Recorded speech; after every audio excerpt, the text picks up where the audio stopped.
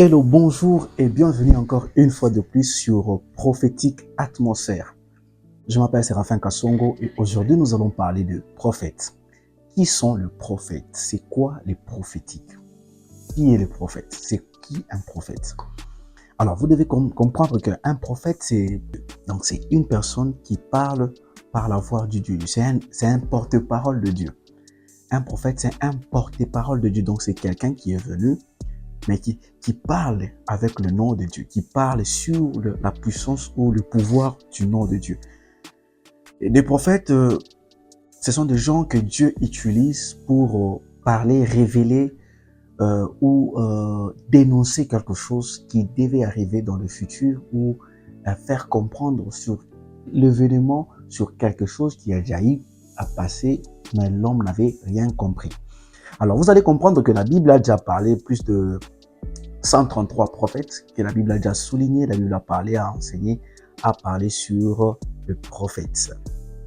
Et sur les 133 prophètes que la Bible a parlé, il y a 16 femmes aussi qui ont été soulignées, qui étaient aussi des prophétesses.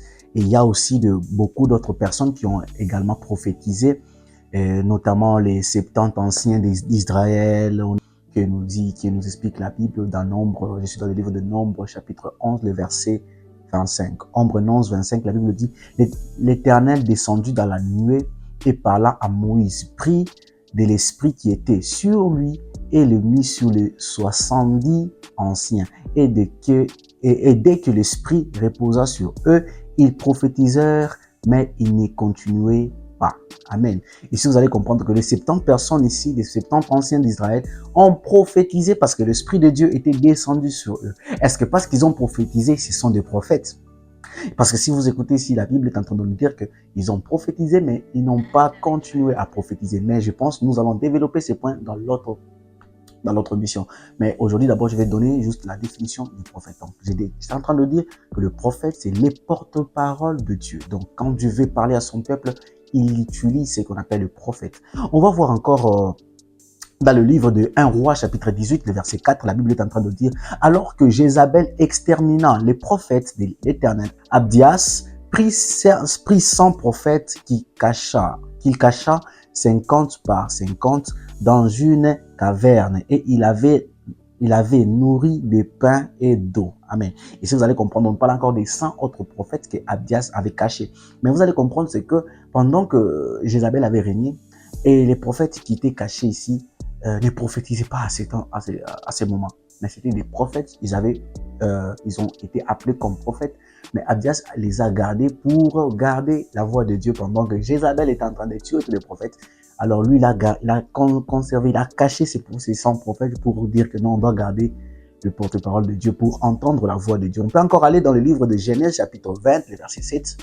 La Bible est en train de mentionner le premier prophète qui est Abraham. Donc, c'est à partir d'Abraham que les choses des prophètes, où la Bible a commencé à souligner maintenant les prophètes. Mais on sait que dans le développement, on peut découvrir aussi d'autres prophètes comme Adam.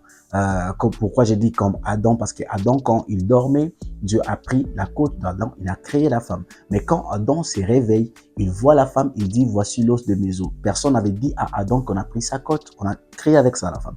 Mais quand il se réveille, directement il dit: ça vient de moi. Et logiquement, selon le principe prophétique, ce qui veut dire Adam avait aussi une partie à lui du prophétique en lui. Il avait aussi la connaissance prophétique ou la parole de connaissance en lui. Alors, donc Abraham a été souligné a été mentionné comme le premier prophète selon Genèse chapitre 20, le verset 7. Mais vous allez aussi comprendre que Jacob, Joseph, tous deux descendants d'Abraham, ont eu des rêves concernant l'avenir, qu'on peut considérer aussi comme prophétiques. Parce que Jacob a eu des rêves, des visions.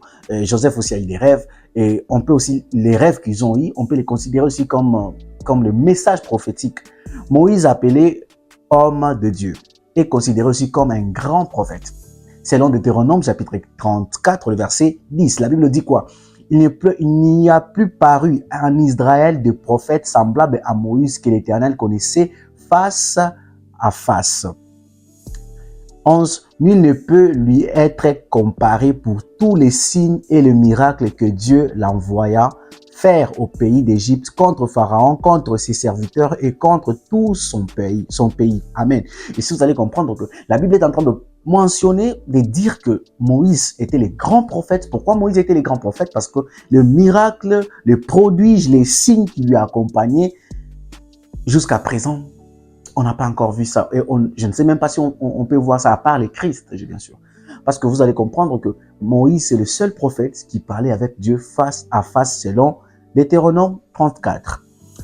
Et nous allons encore comprendre qu'il y a aussi Josué et plusieurs juges qui étaient aussi également des prophètes, qui ont prophétisé.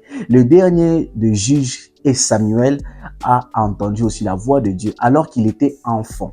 1 Samuel chapitre 3, le verset 4 est en train de nous expliquer par la suite. On oint aussi David, on a oint David comme roi et prophète d'Israël. Si vous allez comprendre que à chaque génération, Dieu ressuscitait toujours des prophètes. Et il ne manquait pas des prophètes. Même quand Jézabel a voulu tuer tous les prophètes qui étaient là, il y avait toujours quelqu'un qui était prêt comme Abdias pour cacher d'autres prophètes parce qu'il fallait toujours garder la voix de Dieu.